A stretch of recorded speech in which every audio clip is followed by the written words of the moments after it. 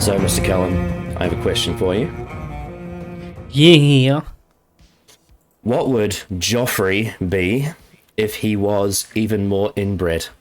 I've got no clue. Probably Sandwich. fucking dead, I don't know. Because he's inbred.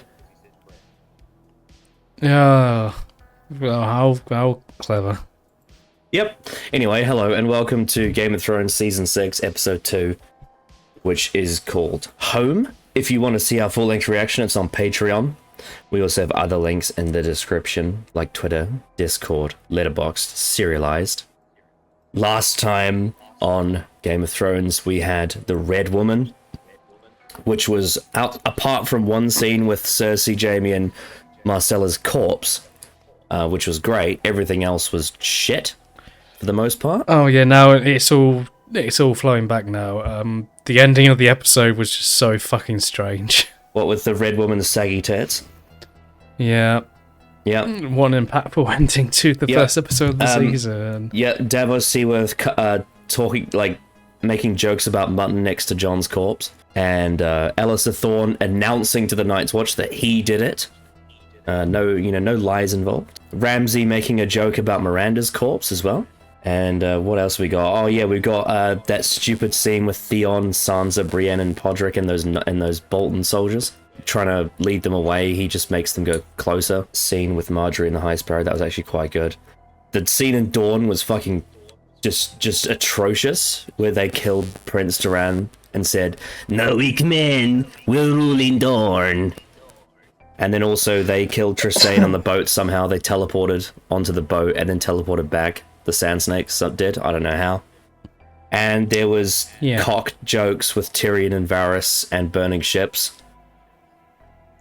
Those are my favourite scenes. Yeah. Those are always my favourite. And also, what was it? The Dothraki saying that they were going to rape Daenerys, and then they found out that she was the wife of Khal Drogo, and then they said, "You're going to the Dosh Khaleen."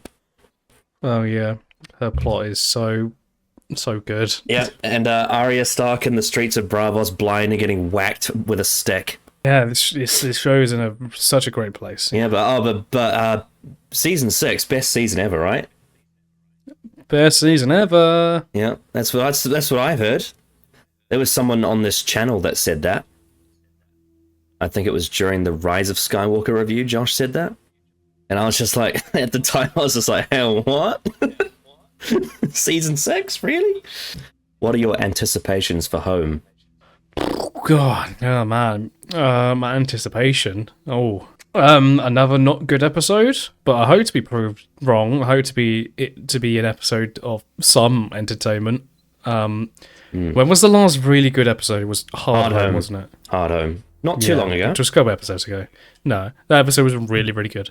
And since then, that's now been the last 2 episodes, and it's the Dance of Dragons, Mother's Mercy, and the Red Woman were all fucking ridiculously bad. Really, really bad. Yeah, really bad. The assassination of Stannis, the death of Stannis, and then the forgetting of Stannis. All in the space of pretty much an hour, which is probably even less than that, actually. Taking one of the best characters from the second season, one of the best characters of the show for a good while. I'd say in the books, he's arguably top 5. Yeah, and completely and still alive, ruining by the way. Everything. Still alive and still very much involved in the story. And very much. But wasn't it really satisfying to have him lose the battle off screen and then? Then get killed by Brienne, who found him. Wasn't it really satisfying to be for him to be outplayed by bad weather? Mm-hmm. I love that. That's the best plot line, when someone loses to bad weather. Oh yeah, it's so good. Insanely good. Not like love it. Not like how in The Winds of Winter, how he's gonna subvert the Boltons' expectations and absolutely whip their ass. But that's never coming out because George hasn't finished it and probably won't. But anyway, that's neither here nor there. No, now we watch the events transpiring after, and continuing on this fantastic journey. That is Game of Thrones. Yes. So yeah, what are your anticipations for Home? Specifically, I'm not really sure. Obviously we have Davos trapped in a room, which is very, very exciting. He seemingly doesn't care what happened to Stannis and his family. Seemingly he cares about Stannis' daughter, but that's it. Yeah, but there's no. So you remember when weight on his shoulders at the moment? You remember when Davos, smuggled onions into Storm's End for Stannis' family so he could save them? Remember that? Mm-hmm. Yeah, that's why he's called the Onion Knight. It's why he, despite having his fingers chopped off, he still remained loyal to his king. Mm-hmm. Yeah. Yeah. Yeah. Remember how he went to the Blackwater to fight for him? Got blasted with wildfire, went all the way back, got threatened with execution, and it was imprisoned by him, came out of prison, was still loyal. Talked for him at the Iron Bank, spoke on behalf of him about why he should be on the throne. But, Yeah. Really good scenes. Those are really good scenes. Yeah. He has the birthright, and he's the right man for the job, and not some bastard.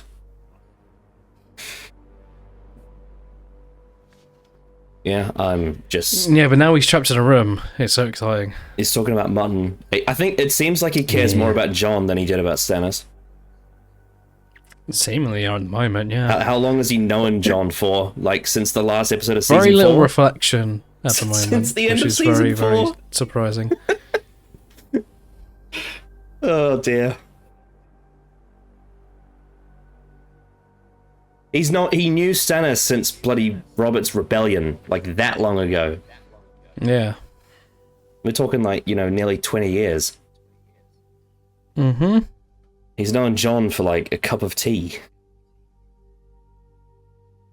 Yeah, but Jon's, the main character. Yeah. Stannis is definitely not the main character. No. Anyway, shall we get into Home? I wish to go home. Yes, we can begin. Yeah. Oh, just one more question. So I was going to ask you this. So when you hear the word home in regards to Game of Thrones, what do you think of?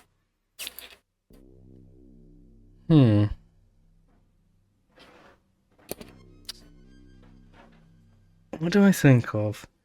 Of the word home. I'm thinking about Game of Thrones. It's not. It's what I will say is that there's not like one answer. There's multiple answers because it's got multiple meanings. But I wanted to know what you think of. I mainly think of the Starks and the tragedy of what they knew as their home, which is more than just where they live, but more so their entire lives is kind of ruined. Like everything they kind of knew is kind of gone now. So that's sort of where my mind kind of goes to. All right then. Something like that. That's the Iron Islands, by the way. We haven't seen them since season 4. Actually, that's not true. We haven't seen them since season 3. Last episode of season 3. Yeah. It's actually been a long while. Ooh. I don't like Marine. Marine fucking sucks. At least there's no Dawn! Yeah, no Dawn! Fuck off. Yay. And it's by Dave Hill, who did, I think, 1 episode or 2 last season. What a career. Joins the show at season 5. Yeah, that's a perfect place to come aboard. Well, we haven't seen these two in a while. Yep. Also, he's been recast as the guy from Force Awakens. This will begin to make things right. Which was a fucking lie. I wouldn't really get the vibe of Happy from just a simple look around, really. And she's been redesigned as well. Oh yeah, completely. Raymond Javadi always with the great music. Mm-hmm. Oh! Why does a tree have a door? How long does it take for a body to die?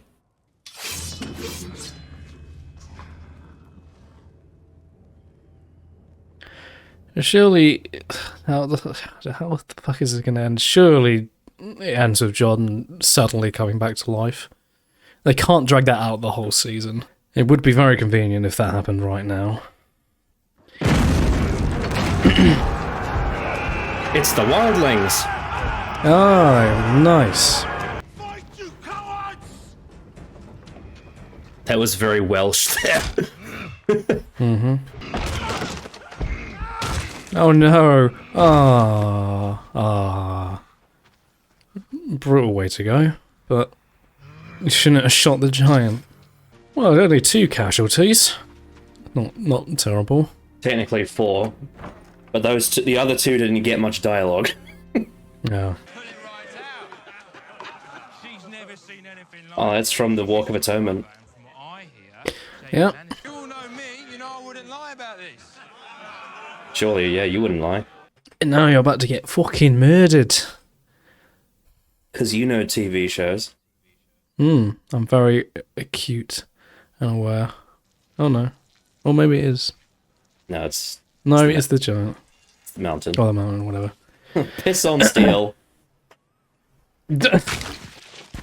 Oh, a lot of splatting into walls this episode. Did he not wash himself? Yeah, he needs to do that. So he's just got like piss all over him. Right. Everything she endured, she did it for you. Don't you think I know that?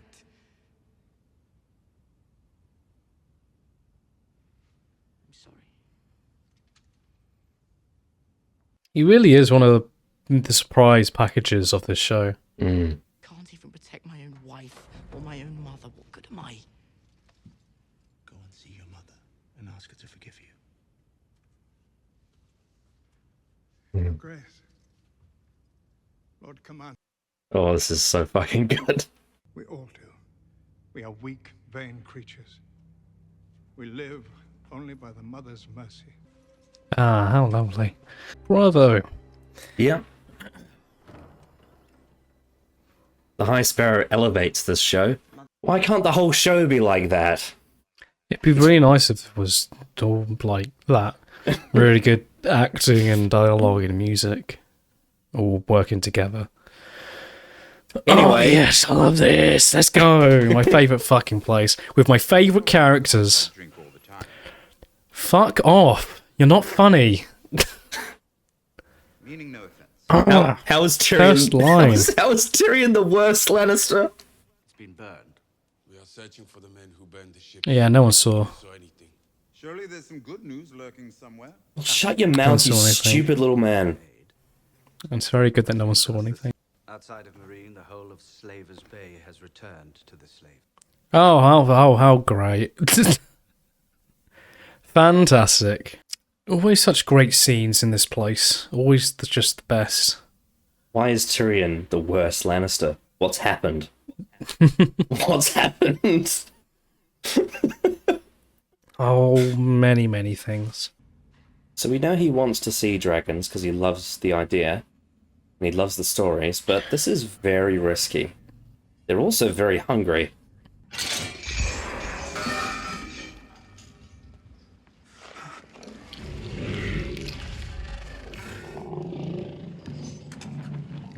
Me too, little man.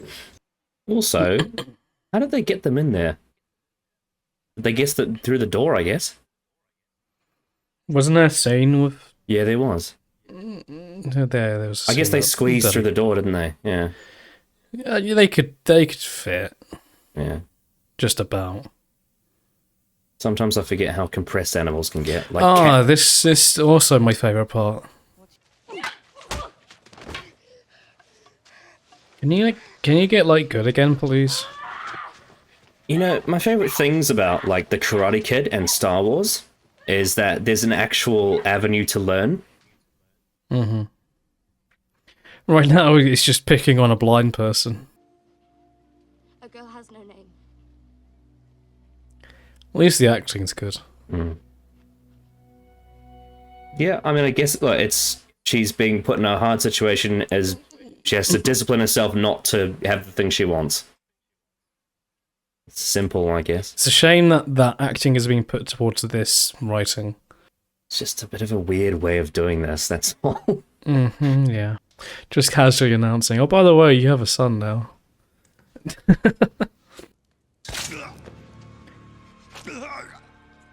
I really thought that was going to happen. I wish I said it.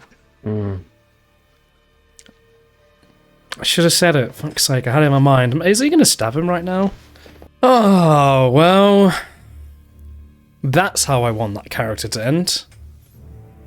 The guy who killed Rob at the Red Wedding, yeah. Yeah, like one of the biggest scenes of the show, dying by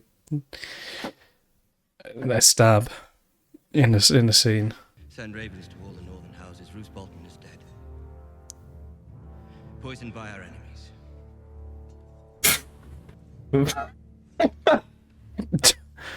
So shit. Yeah. She's resting, my lord. I don't give a shit. I'm gonna stab her. I'm fucking killing the baby and her. Stupid idea this was. Oh dear. Oh, but he's so sinister, Connor. It's so sinister. Oh, what a character. But what about having the I blackfish killed? don't want to fucking see this. But what about the blackfish killing Respawn? Wouldn't that be better? I don't want to see this. You can just move on, please. Just tell me he killed him off screen. It's fine. No, you don't understand that this has to be on screen, whereas Stannis' battle has to be off screen. It's just fucking sadistic for sadistic's sake. That's just what it feels like. But he has to be the Lord of Winterfell, Cal. You understand? It's not. It's like it does not feel like. The dogs are gonna eat the baby. If I could skip this scene right now, I would. I don't want to watch this. I am Lord Bolton.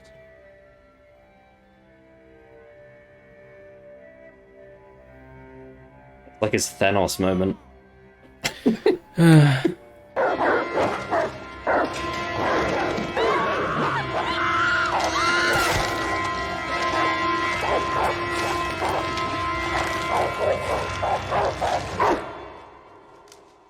Well, isn't that What lovely? a wonderful scene. Great show. Yeah, but can't think of the shock value. How'd she look? Did she look good? She wasn't exactly dressed like a lady. No, she wouldn't be. Oh, that's right. Fucking Arya. Stupid fight with that hound on the cliff. Oh my god, that was so bad. Another great scene as well. It was so stupid. I'm just gonna grab the sword with my hands. Thanks for telling me the themes, Brienne. Where will you go? Home. See, a double meaning. Yeah. Episode title has double meaning. Lovers have retaken Deepwood Motte. We haven't seen this fucker in ages. Who held the War of the Five Kings, they call it, when the other four are dead. When you rule the Iron Islands, you can wage all the peace you want, but for now, shut your mouth and obey, or I will make another heir who will. I guess he is the last surviving king, isn't he? Joffrey's dead, Stannis is dead, Renly's dead, and Rob's dead. Yeah, but now you've jinxed him, Connor. What do you mean? Isn't he on the Iron Throne at the end of Season 8? Connor, the bridge is about to fucking collapse. It's a fucking massive storm. And that person's about to do it. I feel like I'm watching Samurai Jack. Oh no! It's the best character of the second half of the show. Definitely my favorite. Yeah, isn't he like the best character in the late seasons? talks about fingers up bums. You're in my way.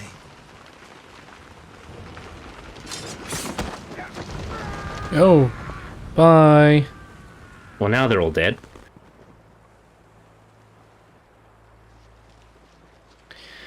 Looks pretty good for falling how many feet?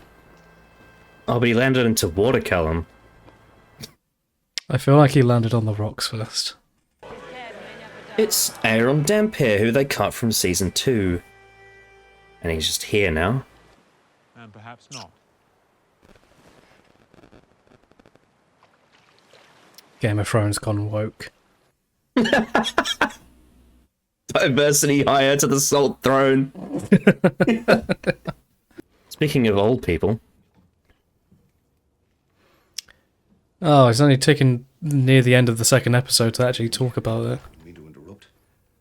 I assume that's what this scene is going to be about. I saw you drink poison that should have killed you. I saw you give birth to a demon made of shadows. Everything I believe. That was fucking weird. Have you ever tried?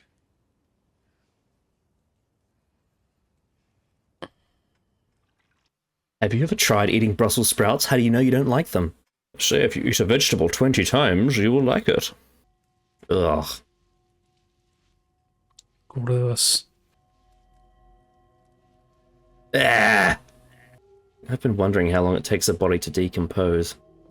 So we've seen 2 resurrections in this show, I think. Khal Drogo and Beric Dondarrion, both with very different results. Only death can pay for life?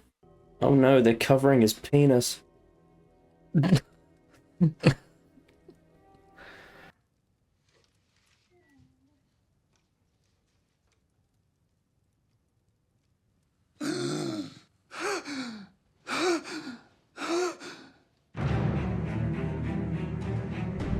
Oh my!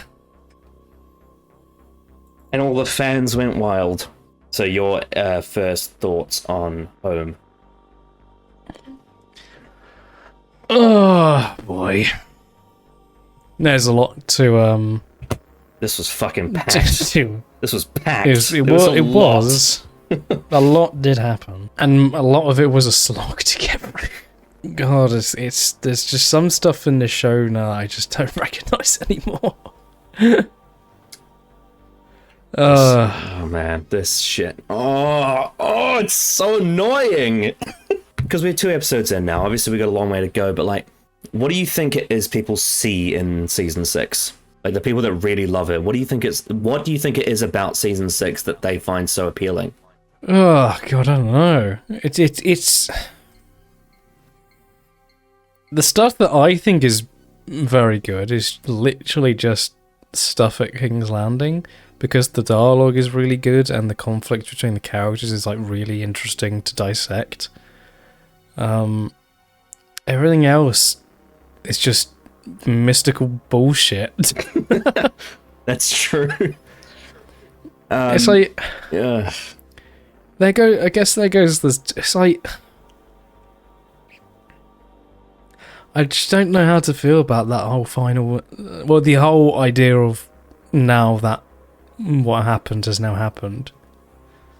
Yeah, let's talk about Castle Black first, because that's the big talking point. Like I knew, like we've talked about in previous episodes.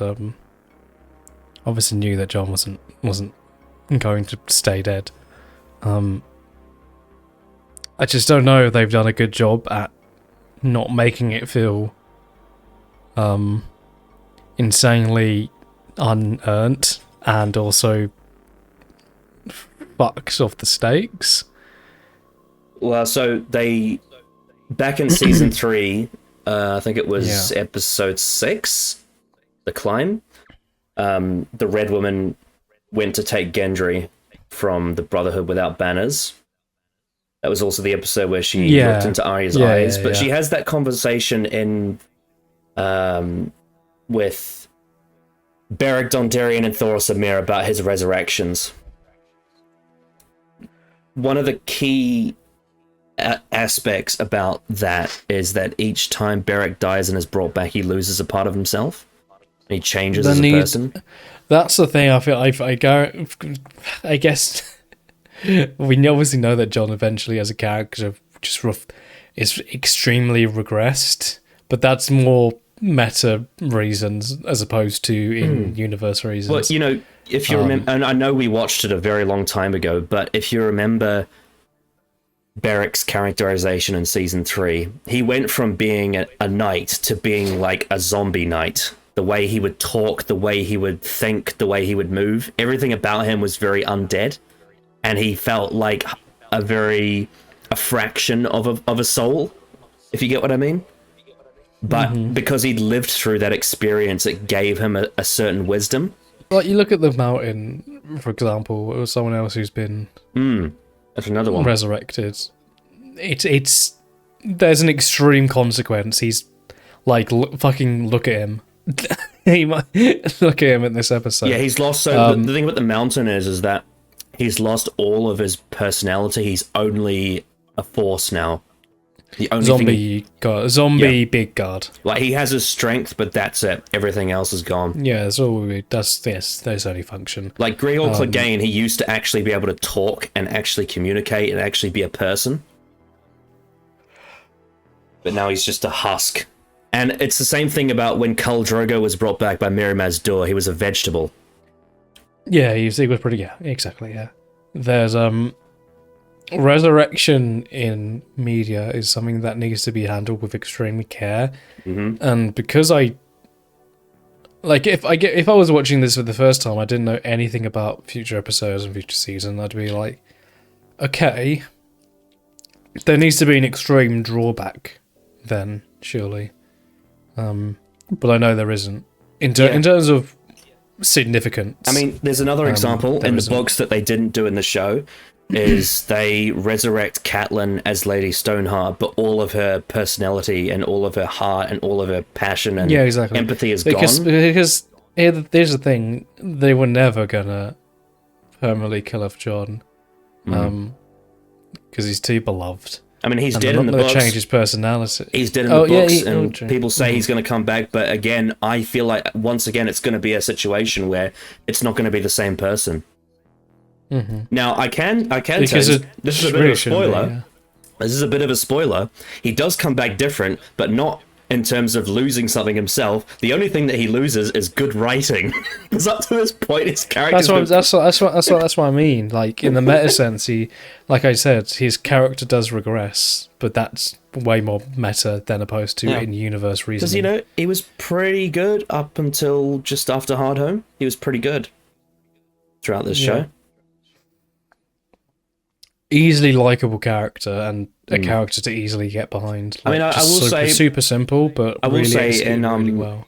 I think in like season 4 a little bit, and especially season 5, they do remove some of the more like conflicting elements from the source material. They don't have as much of his harder side to his Lord Commander role. Like, you know, they don't have the scene of him like talking down to Sam, forcing him to go away. You know, they don't have any of that. They only have him be aggressive when it's against people we don't like Janos or Elisor. Yeah. But he's still a consistent character up to Hardhome. Absolutely, yeah.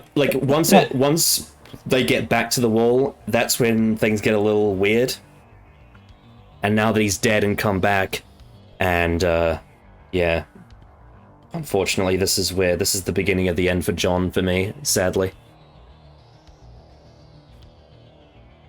It's there has to be a draw to make this actually the fact that he was killed matter, which, you know, in terms of, you know, all the characters that did kill him, there will be consequences. Obviously, most likely they will be. Realistically, we know that Jon isn't going to really change. From what I know, realistically, he will probably, I'd imagine, execute them, because that's kind of the standard he's done as Lord Commander.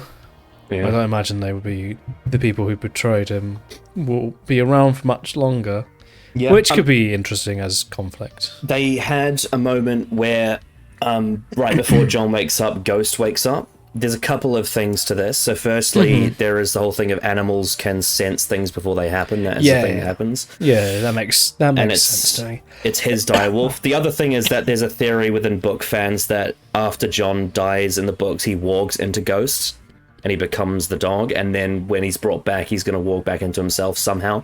Or maybe they're going to split. Like, there's a theory. I've seen a theory out there that John will walk into ghost and then his body will be taken by the White Walkers and he'll become a white. There's all sorts of things that could happen with that. But with here, what they did was they had Melisandre resurrect him with the Lord of Light's power, apparently. Yeah. Extremely powerful. Yeah. It just feels a little too simple for me. It's really simple. I loved in season 3 how Thoros of Myr was literally a drunk, had no idea what he was doing. He just knew that the Lord of Light's power worked.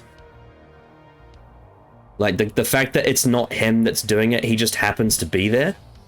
And he's just like, well, I don't know what I'm doing, but I'm just doing what I think I know what, and then apparently it works. The uncertainty around it, and just the sort of like, and the fact that they use that sort of trust that the Lord of Light would bring Beric back to have that trial by combat with the Hound, in the sense that, well, even if Beric loses, he will still be brought back. That was quite an interesting conflict there. And the Hound felt like he kind of got screwed because he won the battle, but he didn't get to actually kill him. Whereas, and also, yeah, that's another thing to think about. But yeah, no, it's this whole resurrection I felt was very ordinary, very average. It just sort of like Davos Seaworth just went up to Melisandre and said, "Hey, do you know any magic powers?" And she's like, "Yeah." But it almost kind of just came out of nowhere. They literally had people talk about, like, oh, by the way, we're gonna burn also, the body. Fucking and hell, then the next time we see them is, oh, by the way, can we resurrect him? He was dead for like 2 whole episodes as well. Yeah. Fucking ages. Yeah. Outside of that, at the wall, we had the whole thing of like settling the Davos being inside a little room, because they were going to barge through the door, and then one and broke. just as they are about to get into the room, they arrive. The one breaks the gate open. The wildlings come in. They arrest the baddies. It felt very Scooby-Doo to me. It's like, let's chain them up. I would have gotten through that door if it wasn't for your meddling wildlings. and obviously Alistair Thorne's going to be arrested because he fucking told everyone that he did it. Like an absolute idiot. There was no question as to who killed them because he literally announced it. Yeah. The oversimplification of the conflict is frustrating to me. The way that they are making it like these are the people who support John are the good people, and the people who's conspired against them are bad. Really bad. Yeah. Which is annoying because the Wall used to be really complex with its character like drama. It used to actually have like dynamics and people on different sides who you could see, you could kind of see it either way. Like, the idea of the wildlings becoming protagonists is weird because that, like, for the whole show they've been very much at odds with the morals of the Wall. But it seems like it's now, instead of it being complicated, it's now the wildlings are good and Alistair Thorne's people that believe they shouldn't be there are evil, as opposed to being both sides have their reasons. You know, it doesn't feel as balanced anymore. It just feels like whoever's it's all about let's showcase who's friends with John as goodies. And I don't like that because I loved it when John wasn't like an out and out quote unquote heroic good person. Because if you remember back to season 3, John he has a lot of hard decisions to make. Yeah. You know, he betrayed his love with Eirich. He betrayed her. Conspired and, infiltrated wildling territory just so he could know what was going on.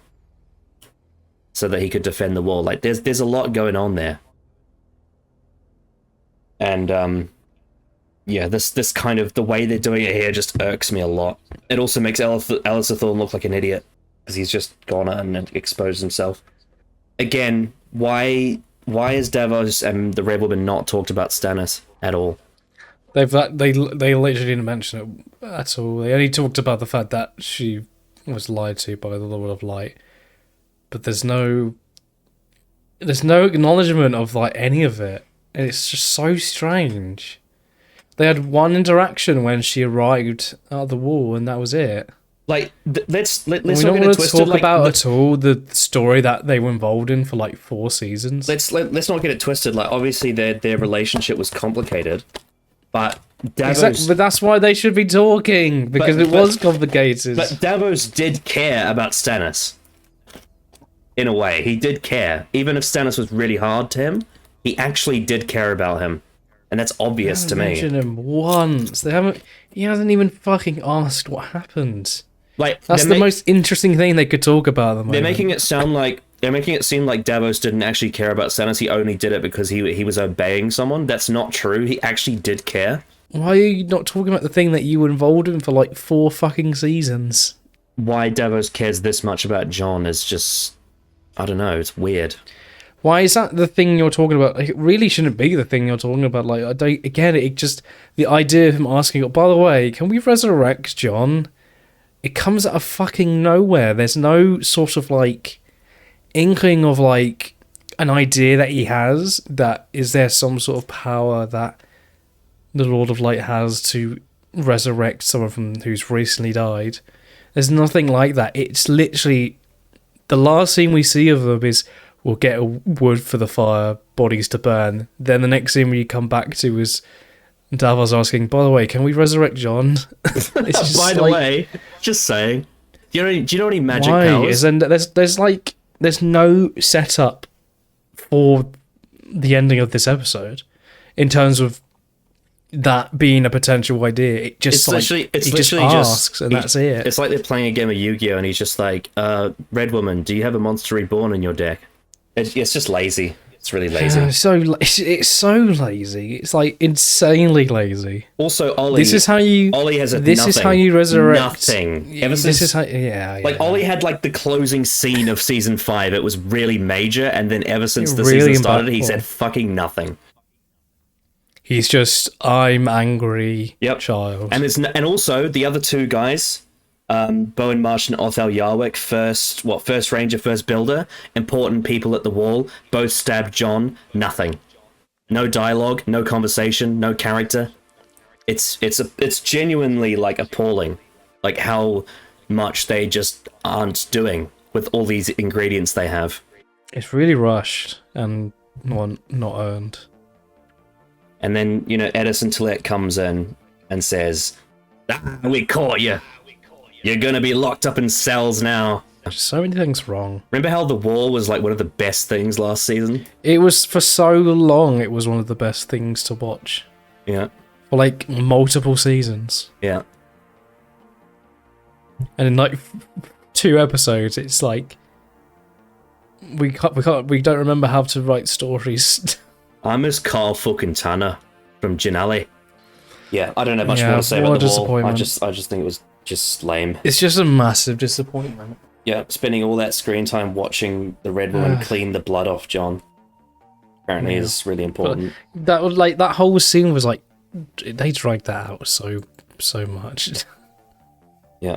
But apparently people love this because their favourite character returned and he's gonna stop the baddies. Can't be the reason why people think this is good. There's no way.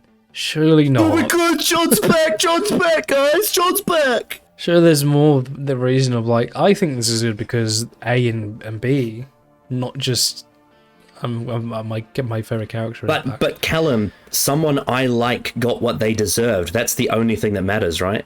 Yeah, I would have liked Rob not to die, but that's not the direction they went in, and they all died brutally. And Rob dying is like one of the best things ever in the whole story. It's such a great thing. Imagine they took his body away and then they resurrected him in the woods. What a great twist that would have been. He dies and then comes back to... Here's the thing, right? That even with that, there would be like stuff to talk about in terms of like him dealing with the fact that they his didn't whole do family's it. been They didn't do it with butchered and Rob, but murdered, they did do it with Catelyn in the books. But again, Lady Stoneheart's very different to Catelyn. All her empathy, all of her heart, all her passion's gone. She's a shade. She's literally just full of vengeance. Her whole face is fucked. It's like not even this. It's barely even the same person. It's just an agent of vengeance. You can't even speak. And they didn't do that in the show because they didn't want to do the supernatural stuff, and they thought that Michelle Fairley deserved better. But season 6 though, that's when they changed the But mind. also, I'm just gonna say, when they finally get around to addressing that part of the story, now that they haven't done that, oh boy, I've got things to say. But that's for later. Fucking hell, that's for later. Whoa. But yeah, no, the war was really lame. Really lame. Lots of people just standing around and just doing That's stuff. just all this. There was at least some smashy stuff, and that was just like 2 minutes. I think what was it on Blindway's reaction to this episode when 1-1 crashed through the gate? They all cheered and wooed. I mean, it's fun, yeah. I will say the scene where he bashes the guy against the wall, that was pretty funny. Yeah, no, it was great. Also, just to clarify, so in the scene where Jon gets stabbed in the books, 1-1 is bashing one of the Cavaliers against the wall. That's when it happens. He gets distracted by that, and then he gets stabbed or slashed in the throat. Just for a reference for you, the reason why George Martin wrote that is because it's a sports reference. I think it's to NFL, I think, because George is a supporter of the Giants, and his enemy team is the Cavaliers. So in his story, he had a giant kill a Cavalier. Which is fucking hilarious. Weirdly happened in one of the most important scenes where one of the most important characters gets stabbed to death. That's pretty funny. Yeah. So I guess they gave us that here. Yeah. The giant kills a Cavalier. I want to move on from the wall. I'm sick of it. Let's talk about something else. I've got really mixed feelings about the next thing. Let's talk about Bran and the Three-Eyed Raven. Yeah. They've recast the Three-Eyed Raven and Leaf. They've redesigned everything with the bigger budget. It's much closer. Leaf's design is much closer to the books. I think it looks a lot better than the weird child thing from season 4. It looks a lot better. It looks more. It looks more attainable to. However, that being said, feel it's realistic. What's this actor's name? The guy from Force Awakens. I can't remember his name. I don't know, but I obviously recognize him. Yeah, they have changed him quite a bit. He's not as old and mystical. He's kind of just a guy, and he kind of just feels like a tutor. Yeah, he is a bit of a tutor, and also they've decided not to go down the route that the books goes with Bloodraven, where there's an element of evil. I think with this guy, they're just kind of making him like old and knowledgeable. Old, wise, old man. And I guess maybe Dave and Dan just don't want Bran to be mentored by someone who has questionable intentions. Wouldn't that be really interesting, though? Yeah, and guess what? In the books, it is really interesting when he goes to Bloodraven. It's really interesting. Don't you like conflict? I do. Moral dilemmas? But anyway, that being said, so the reason why I have mixed feelings on this whole thing is because, on the positive, it gives us a look into the past at Winterfell, which obviously home being the title. We see, Ned and Benjen sword fighting. We see a bit of Lyanna. We see Roderick Cassell. We see Hodor as, Willis as a child. Yeah. And he can talk. That's interesting. But the problem I have with the whole thing is I feel like a lot of the dialogue is really just flat. It's all very... It's quite flat. It's very flat and stating. It's just like, oh, that's my father. That's my aunt. Yeah, that's Hodor. Hodor can talk. Yeah, it's really dire, the dialogue. Yeah, and then also... Also, the scene of them outside as well. Like, surely Mira would want to talk about how her brother was killed. Mm-hmm. They don't mention that at all, which is sort of it's sort of subtle, but it's way too subtle. Yeah. There's not really much mention of the things that she should be talking about. No. It's just sort of, I'm depressed because I want to fight something, but all I have to do is sit here and watch you do things that I We've can't been see. staying here for over a season now. Yeah. I think the highlight of this was Hodor. I thought he was really good in this. The flashback to him as a... Yeah, I really enjoyed. That's the thing. It's like it all comes from with a character like this, who can only speak one word. It's always the cadence of how they talk and the facial expressions where you get a lot of the character. Mm. It's all these kind of characters are always very interesting when they eventually give them the time to sort of not develop but sort of show who they are, which I think has been a lack of that with Hodor, because obviously he's a massive side character. He hasn't been important, but I did enjoy the subtleties in the performer's performance. Mm. I think my favorite Hodor interactions in the show are with Osha. Remember the wildling? Mm-hmm. Those are really funny. But yeah, he was probably the highlight of this. I think the guy they cast as young Hodor was also really good too. He has the same mannerisms. Oh yeah. It actually was quite uncanny. And also the kid playing Ned, he had the same charm that Sean Bean has when he smiles.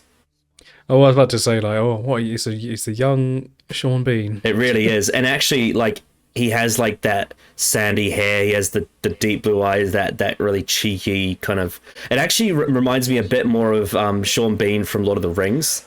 It was like the younger, sort of charming Sean Bean. Yeah, Boromir, yeah. A young Boromir. Yeah. Interestingly, Benjen doesn't have black hair as a kid. I guess he grew into it.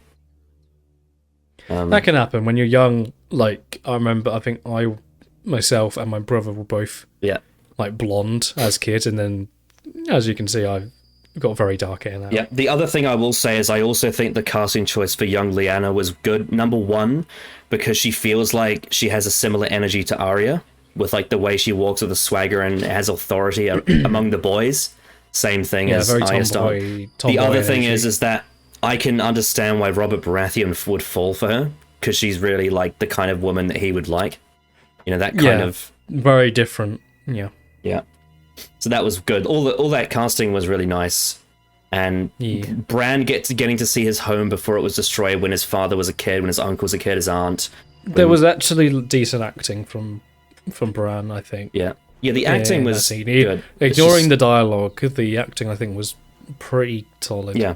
Now, the other thing that we have to say, we've seen flashes of it before, but this fully opens up the show to time travel. This is what it's doing. We are seeing time, like, essentially windows into the past. Yeah. In a sense, it's sort of, it's like mystical kind of time travel experience of the past. There was an interesting moment when Bran thought she was talking to him, and then he looked behind him, and it was Hodor. Yeah, it's sort of classic, like, spiritual kind of tropey kind of stuff. You get in a lot of stuff like that. It's like, oh, are you talking to me? No, you're looking past me. But yeah, in isolation, it doesn't hold too many negatives in terms of just this episode, but once you know that this is possible, it does raise a lot of... There's a lot of very important events in the past that Bran could see if he gets this power. Like what? Yeah, exactly. It's like, this is something that you'd imagine they would put to use. Yeah, and also time travel is a very dangerous thing in writing. You got to handle it with care. Oh boy, is it? Yeah. Yeah. Hello, Stephen Moffat. Hello, Chris Chibnall.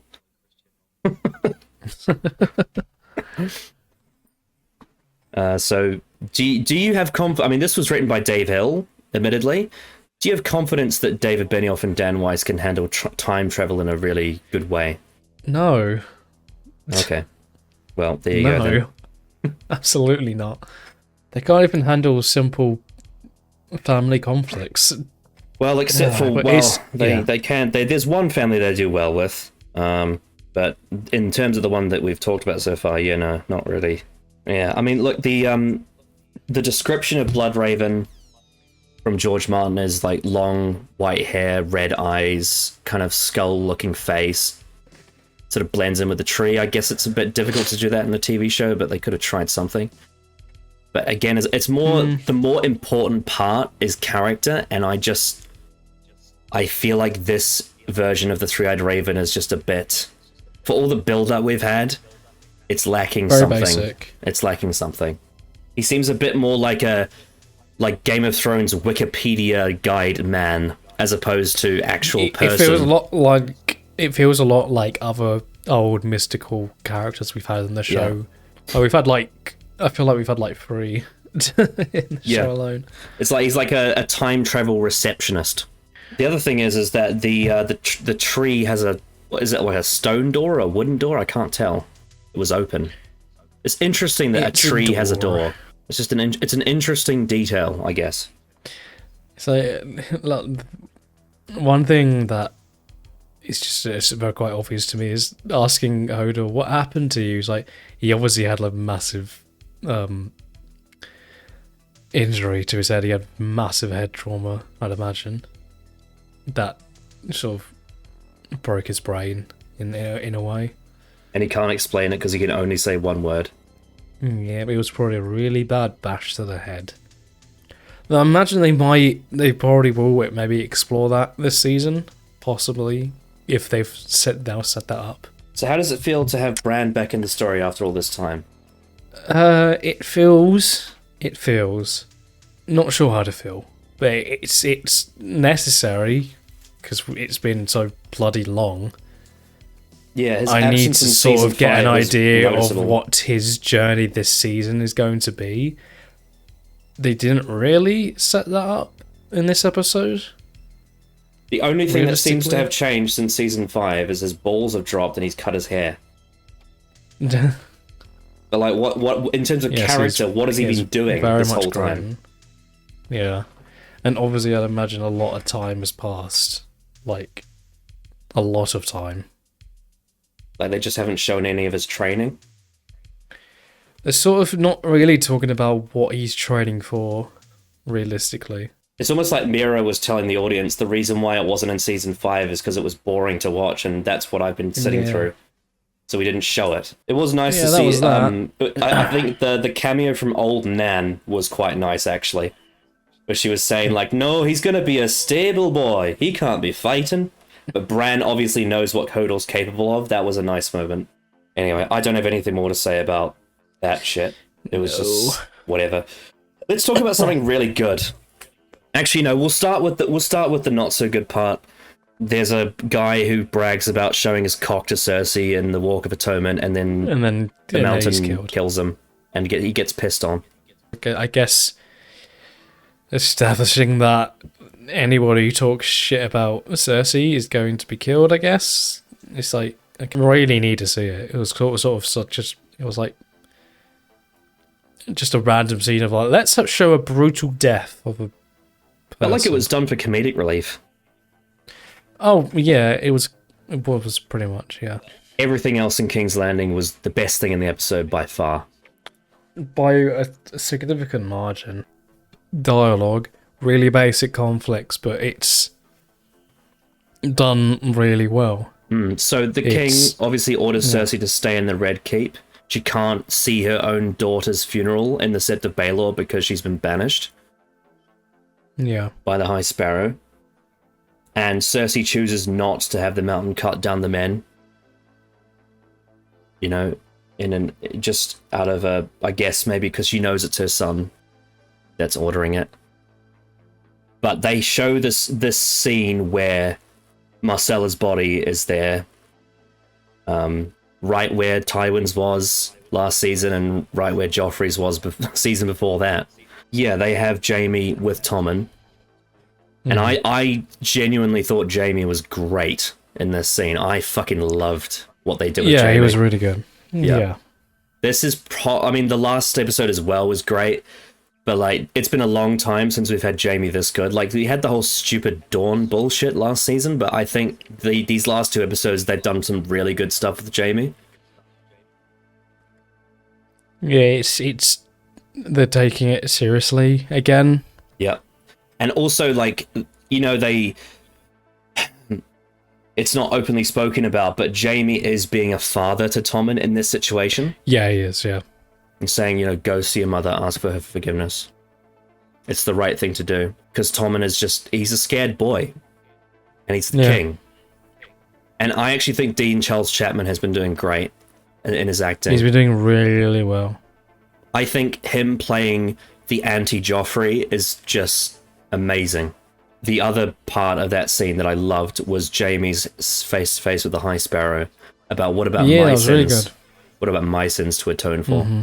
He basically openly just confessed everything he wanted to confess to the High Sparrow right to his face, and he says, "What are you going to do about it?" And you can see that he's angry because obviously the High Sparrow put he put Cersei through that walk of atonement, and his child is dead right next to him. He's in a in a seeing red mode, so he has nothing to lose really. He's just like, he's got his sword. He's like, I don't care who you are. You don't have power with me. And of course, the High Sparrow once again echoing. He said this to Olenna last season. You know, when the many outweigh the few, then what? And basically irritated, you know, we can overthrow an empire. So the High Sparrow is saying straight to Jaime's face, yeah, actually, I have power, and there's nothing you can do about it either. You could kill me right now, but you wouldn't make it out of here alive. Yeah. And just power in... Well, that power is in their faith. And sort of their Jaime... thinking of life. Jaime can't... Like, he can't fathom the idea of dying in this moment because he has things to lose and he has people he loves he wants to see. Mm-hmm. And protect. Because he knows that if he dies now, then Cersei is fucked. Yeah. And, yeah. So, yeah, your thoughts on that set of Baelor scene? Well, I just thought it was a really good scene. It was really good tension and very well paced with some really good acting. And just all the conflict between the two, I thought was just very smartly done. It felt like a real conflict that, you know, was boiling to a point, but, you know, then except to the way he talks about, yeah, you could kill me, but, you know, you wouldn't. There's many people in this room will probably die because of you, but you ain't getting out if you commit. And his sort of idea that we're all weak, vain creatures, we're all it's very nihilistic, sinful. Yeah. Would you spill blood in front of the gods? The gods spill more blood than both of us combined. Yeah, so they should be closer if you. What was the line? Jamie said. Maybe chuckle. They should be closer if you mean for them to save you. Yeah. I mean, look, it's interesting because in this scene where we're really taking Jaime's POV, but he is bullying the High Sparrow. And that's the complexity, right? He is actually using his physical advantage over him and his younger age and his sword fighting ability to threaten him and be like, yeah, I could fucking kill you right now. What are you going to do about it? The High Scepter's line of every one of us is poor and powerless, and yet together we could topple empires. And him just simply just walking away. Just the other small detail I love as well, the High Sparrow's insecurity with his faith, the fact that he fears the gods that he worships. And they say, you know, things like, oh, you'll be sent to those gods that you love. And he says, actually, I fear them too. I fear the afterlife. I fear what will happen to me. Which is why he's using this to give him power now before he's sent to the afterlife. The other part that I love as well was explaining why they put those eye stones on corpses. Yeah. that goes For the all next and that's life, yeah. you know, and that goes all the way back to John Arryn, first episode of season 1, Eye Stones on the Corpse. This whole King's Landing thing, this was Game of Thrones. And the funny part is, yeah, I just felt like the great thing about it that it just makes me so confused is that this whole thing it's not part of the books. It's got nothing to do with it. It's completely showrunners making their own scenes, and they're great. Yeah. I guess it's just because it's very simple, but it's when you go down this route, I think it's very hard to mess up. Yeah. I can't These explain scenes it, are why it's very been like this. simple. Like, since the start of season 5, it just seems like King's Landing just seems to get all the good writing. Yeah. Well, apart from when Littlefinger was there, we'll forget about that. The other scene in King's Landing was when Tommen finally goes to Cersei. Really good scene. At first, she's just really good acting. At first, Cersei is really hurt and confused as to why this all happened, but then Tommen, like, really opens up and explains himself. Like, he wishes he could do the things that Joffrey would have done, that Robert would have done, but he can't. Because he's not that person. Because he's not that person, and he just wants his mum. You know, he just wants to be a kid and be with his, you know, have his love with his wife and have his mother, but he can't because he's the king, and because of the, you know, the High Sparrow and all that. And when Cersei kind of realizes, like, she kind of, in that scene, she goes from being, like, resenting the king that's done this to her, and then all of that goes away and she just sees her son. Like, the king gets removed and she only sees her baby. And that's the moment when you see her go, of course, you know, of course you're my son. And they hug each other. It's a fucking great scene, great acting. And as I said in the reaction, why can't the whole show be this good? If they're capable of this, why aren't they capable of it everywhere? Obviously, not everything has to be the same tone and the same story, but in terms of just quality. You have that scene, and a really emotional scene, which is very simple dialogue talking about the conflict between a mother and their son. And then you get the next scene, and straight away it's just talking about, oh, if I lost my cock, I'd drink all the time. Oh, for God's sake! It's like, why do you want to have these tonal clashes from scene to scene? It's like you're taking the piss.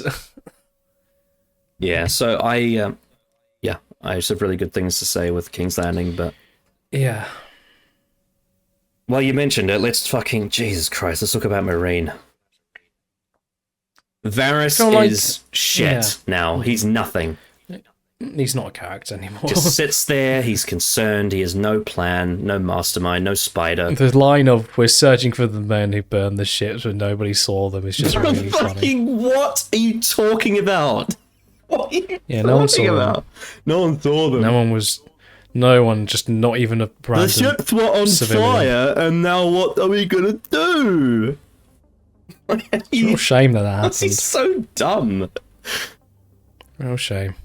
And then there's Tyrion, who's just like, I drink and I know things. That line fucking was so bad. People put that on t-shirts, you know. Fucking why? It's not funny. It's like if you ask someone who's never seen I know things. It's like you ask someone who's never seen Game of Thrones, but they have friends that have watched the show to describe what they know about Tyrion. They probably say, "Oh, he's that midget who drinks and knows things." He's the dwarf who drinks and knows things and says things a lot. That's his character. Oh my god! Remember that really good scene in the court scene? You know, how really good his outburst was. I wish I was the monster you think I am. I should have let Stannis kill you all. Yeah. Now he's talking about, oh, if I didn't have a cock, I'd fucking drink myself to sleep. Yeah, because that's what this is all about. It's about drinking and it's about cocks. That's all they talk about every scene. That's in every scene I think this season. And also that's really offensive because he's the only person in that room that has a cock. Exactly. He's like, oh, I mean no offense. Yeah, because you've got really lame. You got a eunuch, an unsullied, and a woman. What are you doing, Tyrion? Yeah, literally every person in that room doesn't have a cult other than him. It's really stupid. And then Tyrion decides to go visit the dragons. Insanely dangerous, insanely stupid. And why? How did he know they weren't going to just kill him? Oh, because he told him a story. Oh, they're my friend. That's what I do. You're That's what I do. Missandei, they didn't hurt you. Tell you a story. You know what's the biggest difference between Missandei and Tyrion is the dragons actually saw Missandei with Daenerys, so they know that Missandei's their friend. Yeah, it's almost like they grew up with her around Daenerys. Yeah, like an auntie constantly. Yeah, in a sense. Tyrion's just this small man that they've recently come. He says that dragons are smart. He could have literally been lying to them about being Dany's friend. Yeah, but he tells a story about how he wanted a dragon as a kid and he cried himself to sleep. I mean, it's a cool story, but the scene is just in so another rubbish. season, and involved with like good writing around it. This could be like a really, really cool scene. I can imagine a scene with like him and Daenerys together being like, "I always wanted a dragon," and then she like kind of chuckles and laughs about, "Is that really what you were like, as a kid?" Like that kind of thing could be a character building thing. Yeah, But exactly. You literally. But he's talking to two like CGI mutes that have no investment in the fucking story he's telling. And I appreciate the acting from Dinklage. I think is actually really good acting. It's just the context. I guess the meat of the scene I would prefer in another scene. Yeah. Like you suggested, if it was a scene between him and Daenerys just chatting. I mean, I think that the storyline in the books of Quentyn trying to steal the dragons and then getting burned alive is way better than this. I think that's fucking hilarious. And then like Barristan puts him in Dany's bed and he's just like, well, he came here to be in Dany's bed, so I guess that's where he'll go. He's just a fucking black corpse, just charred. Yeah, just completely burnt to a crisp corpse, yeah. Oh, dear. So, again, the acting, yes, is very good in this scene. But fuck me, what a fucking risk this was. Yeah.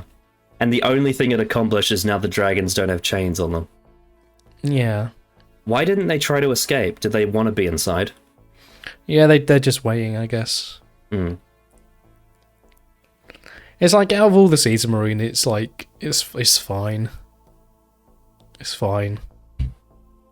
Again, this whole storyline. I had more of an issue with this scene that was before it. Oh, for sure, yes. It's like so terrible. Yep. But again, as I said, like the whole storyline of the dragons being in prison is completely weightless without the actual reason why they're in there. Because the reason why George Martin puts them in prison in the books is so that someone can try to steal them. But that doesn't happen in the show, so they're just there.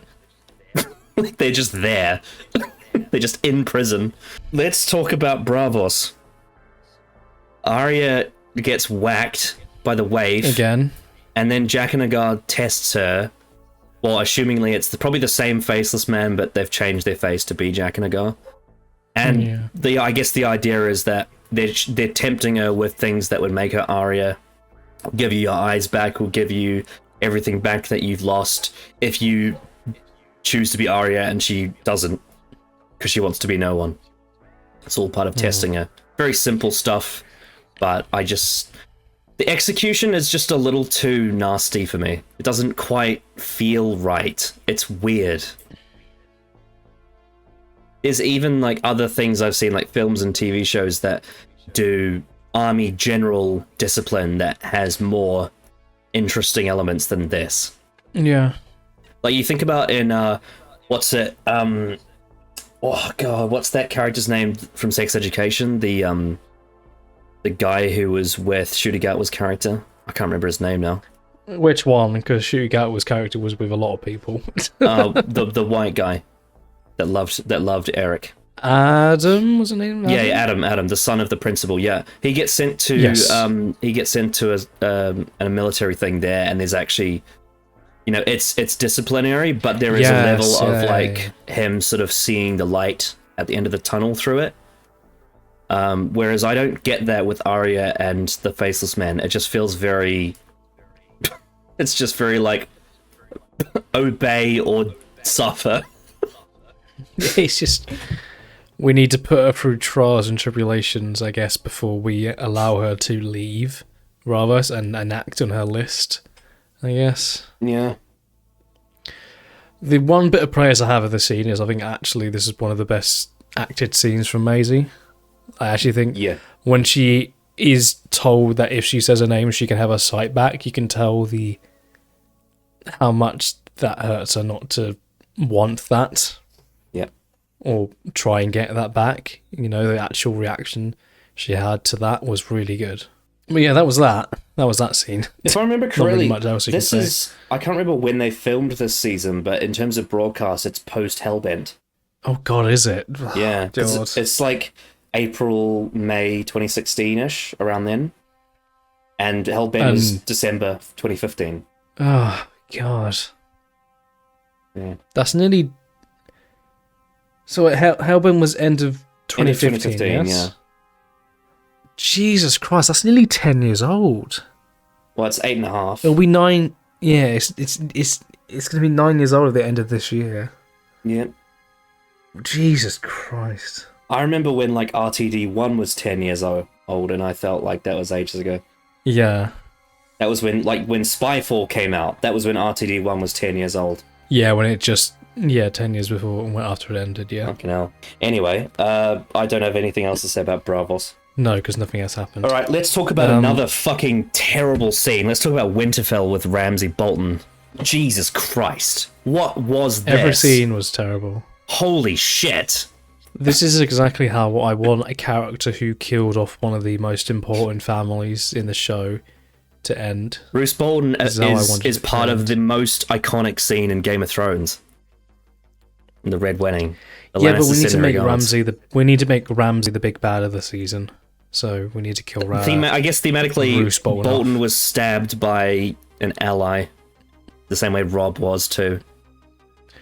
Oh, piss off. And they did the whole thing of like, you will always be my firstborn. Thank you, I needed to hear that. Stab. Yeah, you just knew. And apparently, as soon as that happened, it was I guess they decided that Harold Karstark was in on it. I guess so. They made a mention so about... It just felt... It felt very... About like how... I think they wanted to subvert expectations because Robb beheaded his father. Yeah, like, was he going to do this because of what happened with his plan to want to try and kill Jon, and he doesn't agree? Was this already the plan by the fact when the son was born? And if it was a son, he would enact on this plan? Yeah. Also, the whole thing of poisoned by his enemies. Stannis is dead. Who's poisoned him? Oh, it was... There's no Wyman Manderley. There's no, like, Mance Rayder. Who would poison him? Yeah, it was the enemies.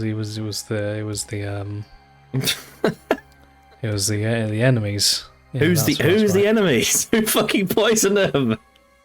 It was the last remaining king, of course. The following scene, I really needed to see that. Before we get to that, I was just going to mention that Maester Walken, out of fear, is going to lie to everyone about how Roose Bolton died, and Ramsay killed him, like, expecting this and trusting that Walken would just do it. Also, why... Okay, God, I need to just, like, mentally process this. So we understand that he's shocked, right?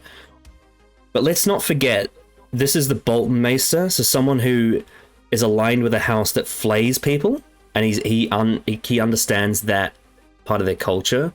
So, like, he's seen a lot of shit. I guess it's shock value, but, like, wouldn't you think the Bolton Maester would be a bit more... I don't know, not a coward? I'm not sure. I'm not sure about that. Because he's not a stolen maester, he was always there. Then Ramsay lures Walder and her new baby into the dog kennel. Yeah, they also just prolonged it for as long as they fucking could.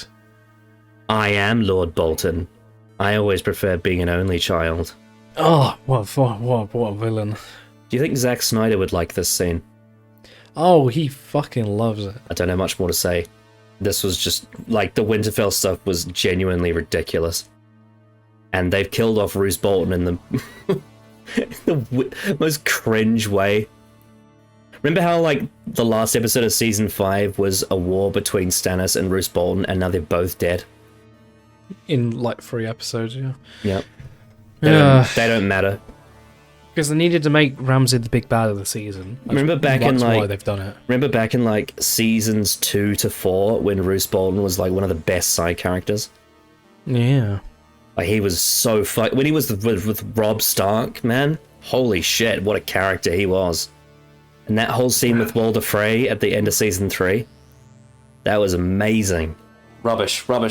Let's move on. Really bad. Let's move on. We have Theon announces that he's going back home to the Iron Islands because he doesn't want to face Jon. I think his character stuff there, him sort of calling back to all his past events, it was consistent and made sense for him. And the actor does a good job. I don't have a massive problem with this scene. I think the story surrounding it was really annoying, and the reference to the Hound reminded me of something bad. With the Brienne stuff, but I think the small conversation that Theon has with Sansa is fine for their characters. It works. Yes, it's totally fine. And the acting was actually quite good. I actually thought Sophie Turner didn't fuck it up this time. She actually let it breathe. So yeah, this is a fine little scene, and it was done to sort of sequence into the scene at Pike, the Iron Islands. Yeah. Again, something that was missing from Season 5. We've just completely had a massive gap of time. Yara gaslights her own dad in this scene. Did you notice that? Where she like pulls a switch on him when he's like, oh, and you went off task on your little convoy to save Theon and you failed and it wasted our plan. And then she just completely changed the subject and talked about all his failed rebellions. That was an interesting moment. It's always a great rebuttal. Yeah. But what about this? But what she did whataboutism on her own dad. The scene with Balon and Yara was fine, and then we get to the bridge, and Euron Greyjoy makes his first appearance in the show. So, this scene takes place way earlier in the books. It actually takes place before the Red Wedding. I think it's who is it that has a dream? It's like Catelyn, I think, has a dream about this moment, or maybe it's Arya. It's before the Red Wedding. And you know there's that whole scene where Stannis puts the leeches in the fire and he says, the usurper, like Balon, Robb, Joffrey. In the books, they die in that order. So Balon dies first, then Robb, and then Joffrey. Whereas here, it's a bit different, where Balon's actually the last surviving of the Five Kings and then dies immediately after saying it, which is quite funny. I think the moment of Euron appearing on the bridge works a lot better when it's just in a dream sequence, as opposed to just being straight after a conversation. Like, it was weirdly timed. I know it's kind of spoiling. This is definitely Euron's best appearance in the show, because they actually do some of the stuff with the books, like, he was tied to that thing so he didn't die. He cut out their tongues. He believes that he is the sole god. He's got this, god complex to him, and he kills his own brother to come back. The idea being that you can tell Euron wants the Salt Throne and he has to kill his brother to do so. That's why there's going to be a King's Moot. We see Aeron Dampier Greyjoy in the water, putting his brother's corpse into the sea and saying, like, oh, is Yara going to be the first woman to take the Salt Throne? Mm-hmm. I think this was a fine, fairly simple execution of what they're trying to do with it. Much to say. I guess we know he's now dead, and now we have the conflict of what is to come. And with Theon, he's going to be going back there to discover that his dad is dead, and then a new king has to be crowned. Of course, Theon is the oldest son of Balon, so you'd assume he has the birthright under traditional rules. Yeah. But of course, a lot of Ironborn would say he's no longer a man because he's been, he's had his cock cut off. So I guess we'll have to see where that goes. But, yeah, I think mine and many others' thoughts on Euron's character. Oh, he's one of the best in the late seasons, right? Mm-hmm. He's definitely such a great one of the best adapted characters from the books, right? He's definitely exactly the same, isn't he? Like, he's the same person. Like, when I read A Feast for Crows and A Dance with Dragons last year, I was like, wow, it's exactly the same as the show. There's no differences at all. Nah. It's not like they completely changed him and made him unrecognizable. But yes. Do you think they will put a whammon on the Salt Throne? Probably not, given what they've set up. I imagine he will take the throne and will make some plans to do some sort of invasion. I don't know. Yeah, I want to tell you there's some missing elements here from the Ironborn with the King's Moot. So, firstly, Aeron Dampier, the priest, the one that put his brother into the sea, it was cut from season 2 for time, understandable, I guess. But there's this whole... When Theon goes back to the Iron Islands in the second book, he's greeted by him, and Aeron is the one, he's his uncle, he's the one that does the what is dead may never die, pour salt on his head, that sort of thing. Whereas in the show in season 2, it's just some random person we don't know. The other aspect is that because he's Balon's brother, you'd assume that maybe he would have a claim to the Salt Throne, but they don't really name him as being his brother here, so it's just sort of unclear. There's another element that's also missing from the show, and that is the other uncle, Victarion, who just doesn't exist. So there's a major player in the Greyjoy family that just that it just isn't in the show, and therefore there's less competition. So the Kingsmoot vote is only going to go to a very small selection of Greyjoy people, because 2 of the people that were part of that vote in the books is not going to be part of it because Aeron, for some reason, is a priest that's not available to be in it, and Victarion doesn't exist. So I guess all you have is Euron, you got Yara, and I guess if Theon's there, he's also part of it too. There's 3 options as opposed to 5 plus whoever volunteers. And on top of that, the characters are different as well. And it sucks because Theon, Yara, also where she's called Asher in the books, Aeron Dampier and Victarion are all point of view characters, and you actually get to see inside the inner monologue and you learn about them before the King's Moot. So when the people are voting for who they want, the only person you don't have the POV of is Euron, but you're introduced to him through other people's POVs, and he's supposed to be a mystery, and you're supposed to not know the truth. So by having 4 POVs plus Euron, you have an election of people where you actually understand who they are and what their background is. Whereas the only person you have a really deep background of is Theon, I guess. Whereas everyone else you just don't really. I guess maybe you could argue Theon's sister to a small extent. Whereas Aeron and Euron appeared for the first time now, and Victarion doesn't exist. That's what I've got to say about that. But as expected, this episode received highly positive reactions from critics. People were very happy about the resurrection of Jon Snow, because he's such a popular character. They said that this episode was full of new revelation and very anticipated resurrection.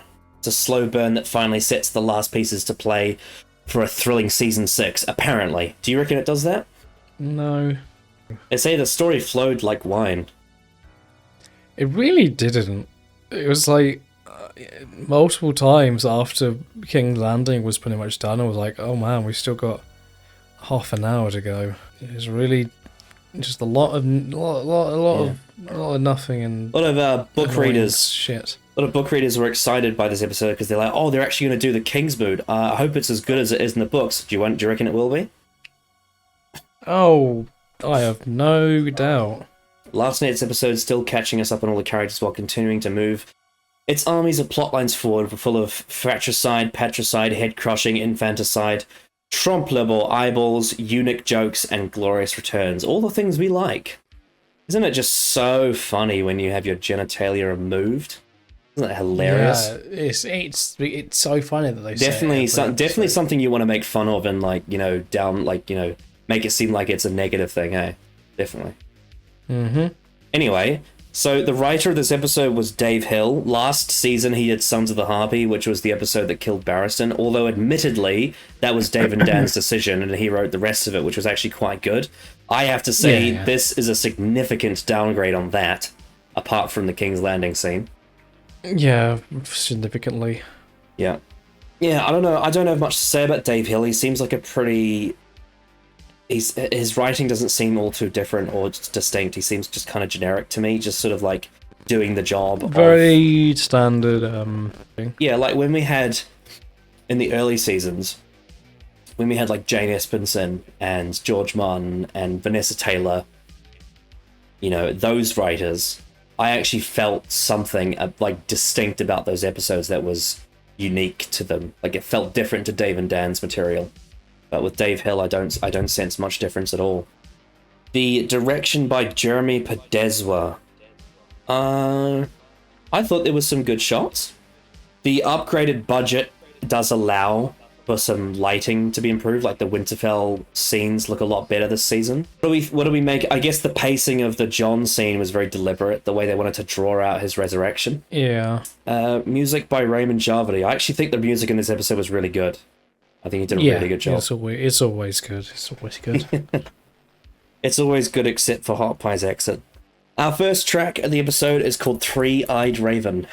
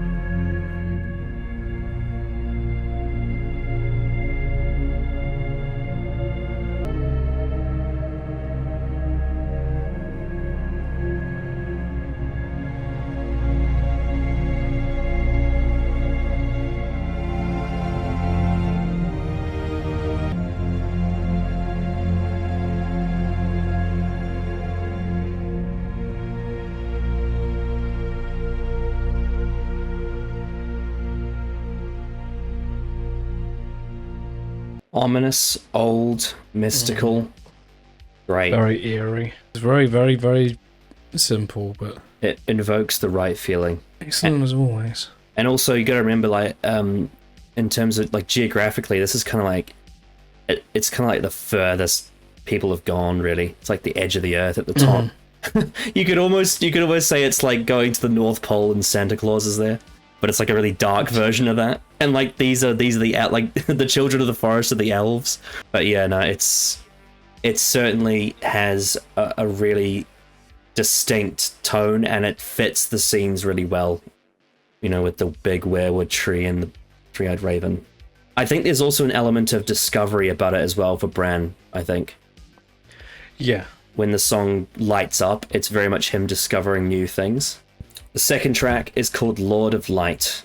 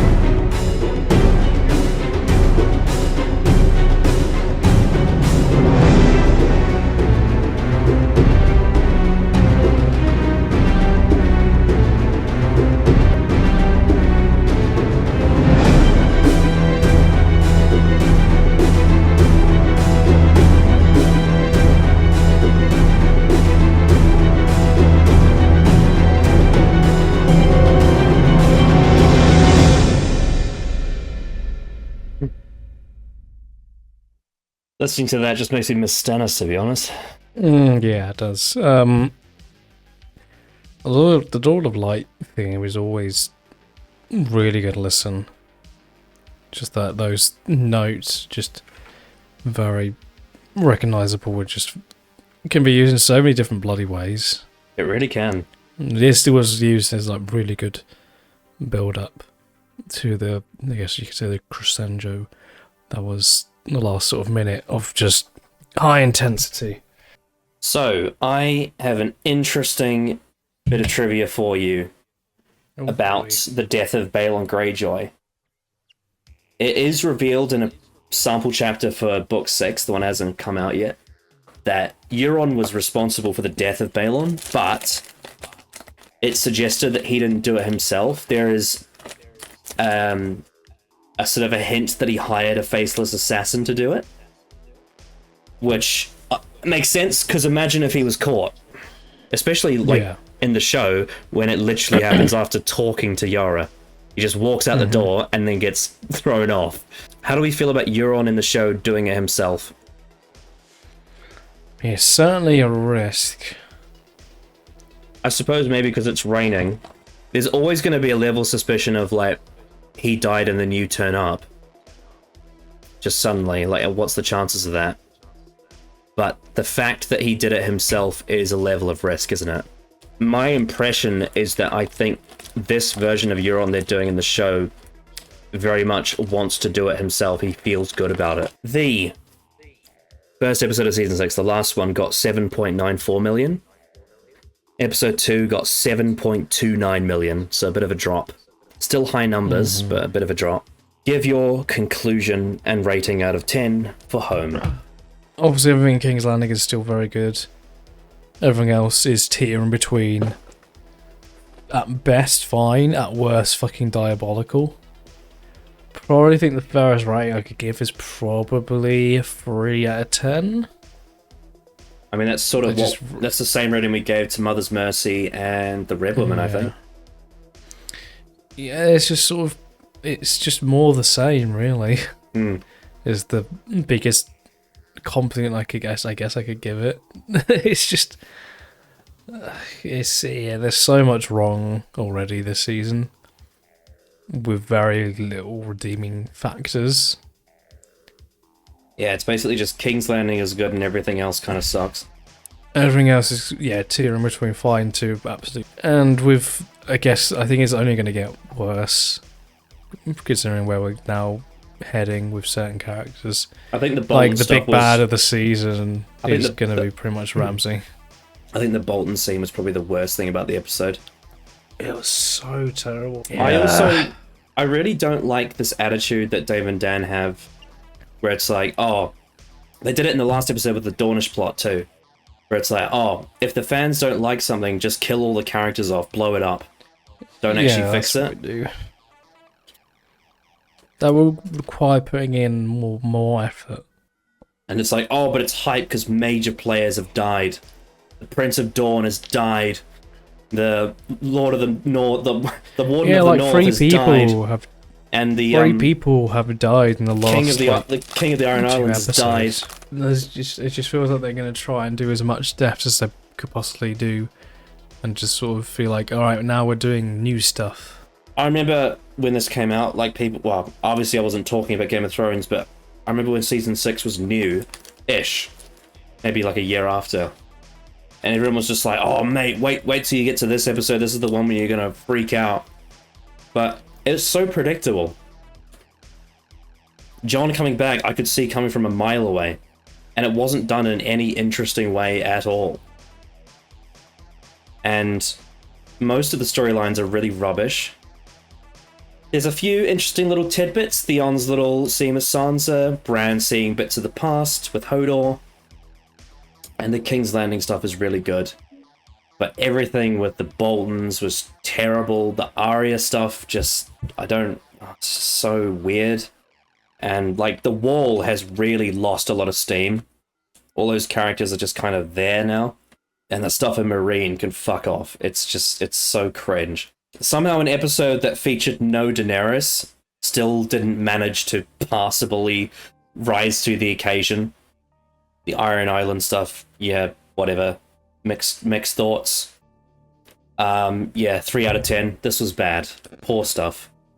So that's 2, 3. Well, I guess 3 out of 10s in a row if you include the season 5 finale. Oh god. Yeah, and I mean, I think I gave the Dance of Dragons a 3 as well. That was when Stannis burnt his daughter. So it seems like ever since after Hardhome, we've just been on this shit run. It's been such a bad run. Yeah. It's kind of like, in Doctor Who when you get the God complex, right? It's really, really good. And then after that, it's just stinker, stinker, stinker, stinker. So next time, Season 6, Episode 3 is called Oathbreaker. So there was an episode in season 4 called Oathkeeper, which is obviously the name of Brienne's sword. Now this, in contrast, is called Oathbreaker. It feels like after they seemingly want this episode to feel like, oh, this is a massive episode. A lot of things happened. A lot of deaths happened. So maybe more on the quiet side. I don't know. I mean, but maybe not. Surely maybe they'll go even bigger. You'd imagine John's coming back is going to be a focal point. Yeah. It's good. It probably should be realistically. What do you think they need to do to make Oathbreaker good? Start writing the characters with more agency would be a start. What do they need to do with John now that he's come back? Oh god, I don't even know what they're gonna do. I don't even know. Like, I know realistically what is now gonna transpire over the course of the season, because Ramsay will head to Castle Black. Eventually, that will probably happen near the end of the season, I would imagine. For now, I don't know what Castle Black is going to be doing. Maybe they'll actually address what happened with Stannis. I don't know. Oh, you think they'll do that? Is Stannis really that important to the story? It's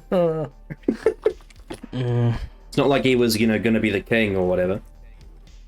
It's not like we spent 4 seasons around these characters.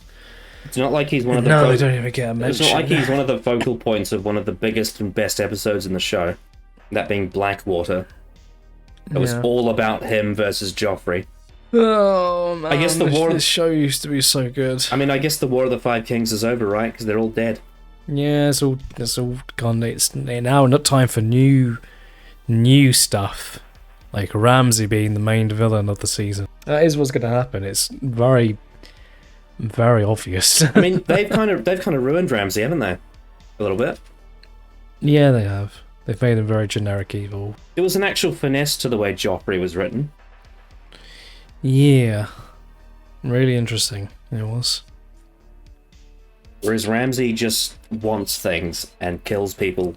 You know, Ramsay was actually one of the better characters, like, in the middle of last season, like, kill the boy, right before the wedding. Yeah, that whole scene with his dad, that was a great episode for him. That was a really good scene. Yeah, and all those things with Theon. That's long since passed. Also, Walder, like, the only Frey character in Winterfell at all. They don't have any of the others. They just made it, like, there's no one at Winterfell from the Frey family that's going to question why one of their family was killed, because she's the only one there. You guys understand, it's the best season because Jon's back. Right? That's the reason. Oh, so happy about that. Well, we'll see you next time for Oathbreaker. I bid you adieu, a good night, and a goodbye.